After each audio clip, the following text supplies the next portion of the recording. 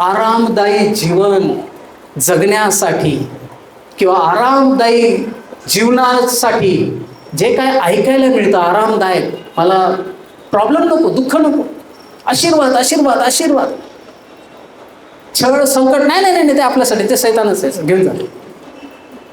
Hello, प्रभू सांगतो माझ्या नावामुळे तुमचा छळ होईल, तुमच्याविषयी लोक वाईट बोलतील, आपल्याला ते नको असतं. नाही नाही नाही, सगळं छान, लोकांनी मला छान बोलावं, चांगलं बोलावं, उचलून धरावं, माझं फार गुणगान गावं, मी नेहमी टॉपवर राहावं, लोकांना ते आवडतं.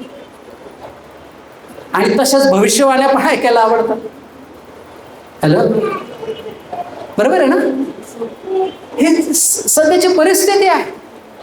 आणि अशा प्रकारचा जो कान आहे, कानाची खाज असणारा, तो सत्याचा नाकार करतो, त्याला सत्य आवडत नाही, वचन त्याला आवडत नाही.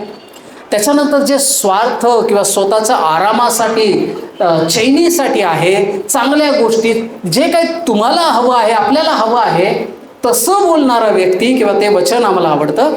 त्याच्यानंतर सेल्फ ड्रिव्हन डॉक्ट्रिन, स्वतःच काहीतरी तत्वज्ञान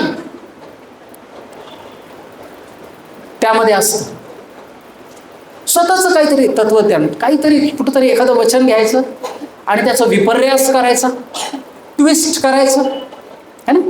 सैतानाने ट्विस्ट केलं देवाच्या वचनाला, माहिती आहे तुम्हाला? पुढं एदेन बागेमध्ये तुम्ही ते फळ खाल तर मरणार नाही निश्चित, तर तुम्ही देवाप्रमाणे व्हाल. बघा, सैतानाने देवाच्या वचनाला ट्विस्ट केलं, काय म्हणतात त्याला, तरोड मरोड केलं, है ना?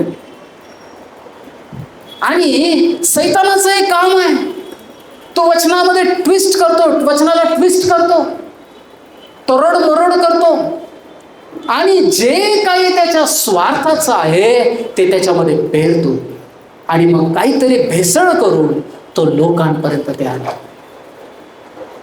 सैतानने सांगितलं तुम्ही देवाप्रमाणे व्हा. अरे, दोघे भुलवले, आदम आणि हवा, आम्ही देवाप्रमाणे व्हाल, होणार? कोणाला नको आहे देवाप्रमाणे व्हायला? बरोबर आहे ना?